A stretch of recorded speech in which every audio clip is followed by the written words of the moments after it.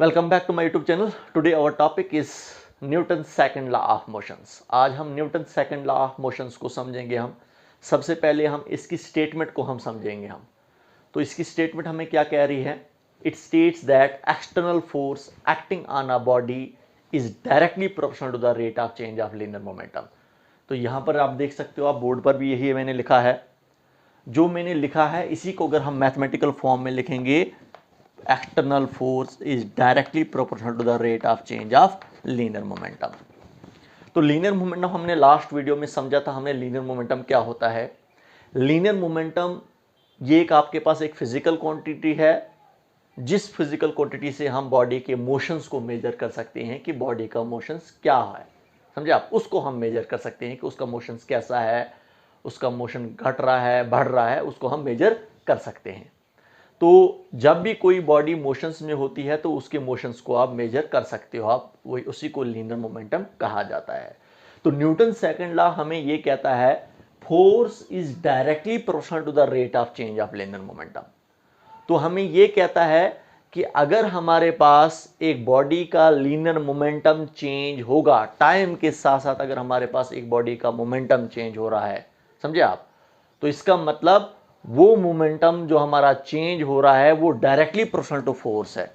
इसका मतलब ये हुआ कि जितना हम फोर्स अप्लाई करेंगे एक बॉडी पर, उतना हमारे पास जो है एक बॉडी का लीनियर मोमेंटम जो है वो चेंज होता है टाइम के साथ साथ।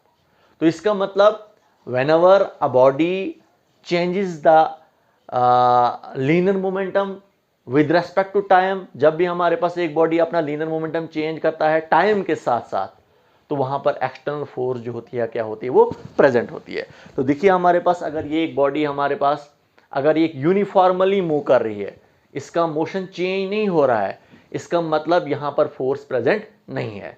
अगर मैं इसको फोर्स अप्लाई कर रहा हूं, मैं एक्सटर्नल फोर्स मैंने अप्लाई की, इसका मोमेंटम चेंज हुआ, इसका मोशन चेंज हो रहा है, समझे आप? इस पर मैंने फोर्स अप्लाई की, इसका मोशन चेंज हुआ। मोशन चेंज होने का मतलब हुआ मोमेंटम चेंज होना। इसका लीनियर मोमेंटम चेंज हो रहा है, किसके साथ साथ? टाइम के साथ साथ, समझे आप? जब इसका लीनियर मोमेंटम हमारे पास चेंज हो जाएगा टाइम के साथ साथ, तो वहां पर क्या होती है? फोर्स प्रेजेंट होती है। तो जितना आप फोर्स अप्लाई करोगे आप एक बॉडी पर, जैसे हमारे पास एक बॉडी है, इस पर जितना मैं फोर्स अप्लाई करूंगा मैं, तो उतना इसका मोमेंटम जो है वो चेंज हो सकता है, समझे आप? इसका मोमेंटम जो है उसी तरीके से टाइम के साथ साथ इसका मोमेंटम जो है वो चेंज होगा, समझे आप? जैसे अगर हमारे पास ये बॉडी चल रही है, यूनिफॉर्मली चल रही है, तो इसका मोमेंटम में चेंज करूंगा, इस पर फोर्स अप्लाई करूंगा मैं।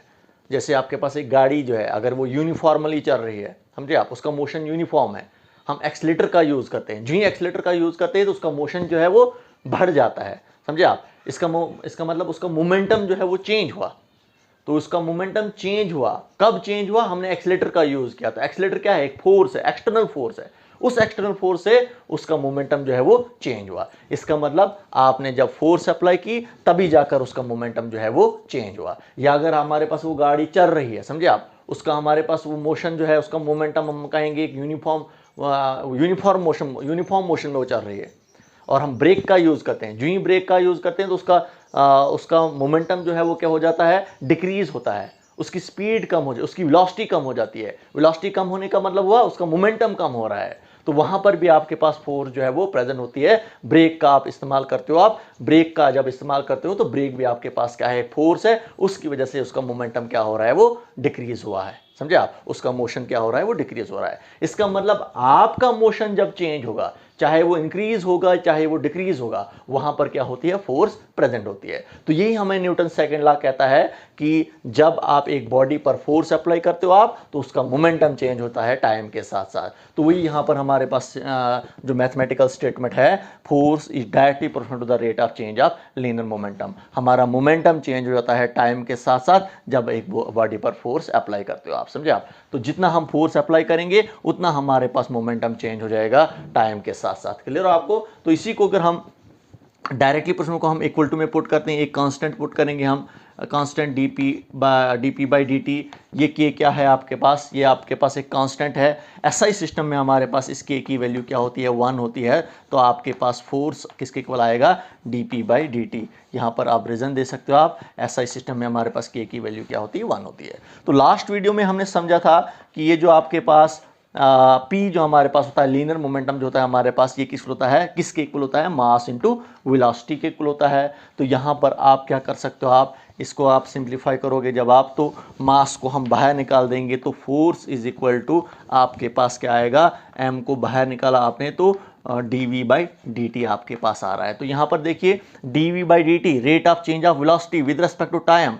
तो rate of change of velocity with respect to time किस इक्वल होता है, एक्सेलरेशंस के इक्वल होता है। तो m यहीं पर आएगा आपके पास। तो dv बाई डी टी किस इक्वल होता है, a के इक्वल होता है, क्योंकि एक्सेलरेशन जो होता है वो rate of change of velocity के इक्वल होता है, dv बाई डी टी के इक्वल होता है। इसीलिए dv बाई डी टी की जगह पर मैंने a का यूज किया। a क्या है आपके पास, दैट इज एक्सेलरेशन है। तो फोर्स आपके पास किसके इक्वल आ रहा है, that is equal to mass into acceleration के इक्वल आ रहा है। तो इसका मतलब हम न्यूटन सेकंड लॉ से हमने फोर्स की वैल्यू को समझा। फोर्स हमने कैलकुलेट की, फोर्स किस इक्वल होता है, फोर्स जो हमारे पास होता है मास इनटू एक्सेलरेशन के इक्वल होता है। तो इसका मतलब यहां पर आप ये भी समझ रहे हो कि हमारे पास फोर्स जो है वो डायरेक्टली प्रोपोर्शनल टू एक्सेलरेशन है। एक्सेलरेशन का मतलब हुआ rate of change of velocity. इसका मतलब जब हमारे पास एक बॉडी की वेलोसिटी चेंज होगी तो वहां पर फोर्स क्या होती है, वो प्रेजेंट होती है, समझे आप।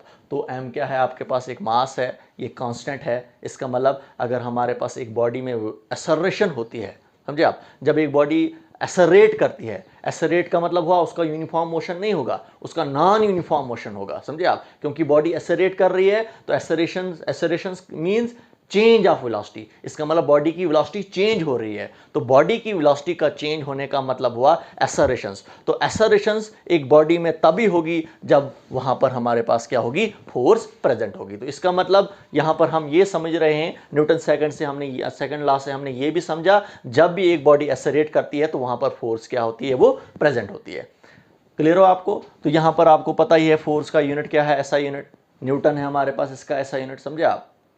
सीजीएस यूनिट इसका हम जब समझते हैं तो डाइन इसका सीजीएस यूनिट है, समझे आप। तो इसका यहाँ से आप अगर और एक चीज़ इसको समझोगे आप, यहाँ पर आप समझोगे कि अगर हमारे पास एक बॉडी जो हमारे पास जो है जिस बॉडी का मास ज़्यादा होगा, समझे आप, जिस बॉडी का मास ज़्यादा होगा तो वहाँ पर फोर्स जो हमें मास अगर हमारे पास एक बॉडी का ज़्यादा होगा, जिस बॉडी का मास ज़्यादा होगा, समझे आप, तो उस बॉडी पर हमें ज़्यादा फोर्स लगानी पड़ेगी, समझे आप, ज़्यादा फोर्स अप्लाई करनी पड़ेगी उस बॉडी को मूव कराने के लिए, समझे आप। जिस बॉडी का मास कम होगा, समझे आप, तो उस बॉडी पर हमें फोर्स जो है वो कम अप्लाई करनी पड़ेगी उस बॉडी को हमें मूव कराने के लिए, समझे आप। तो इसका मतलब हमारे पास फोर्स जो है वो डायरेक्टली प्रोपोर्शनल टू मास भी है और फोर्स जो हमारे पास वो डायरेक्टली प्रोपोर्शनल टू एक्सेलरेशन भी है।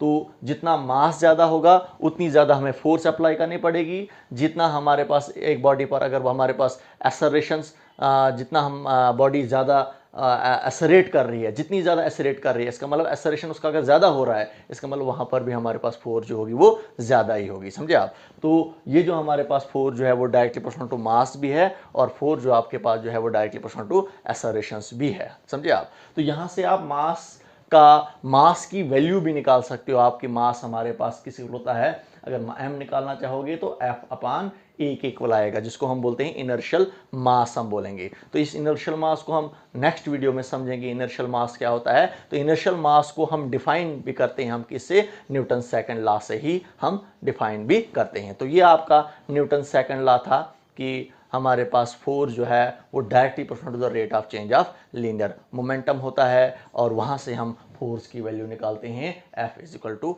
ma के इक्वल होता है। Okay, good bye.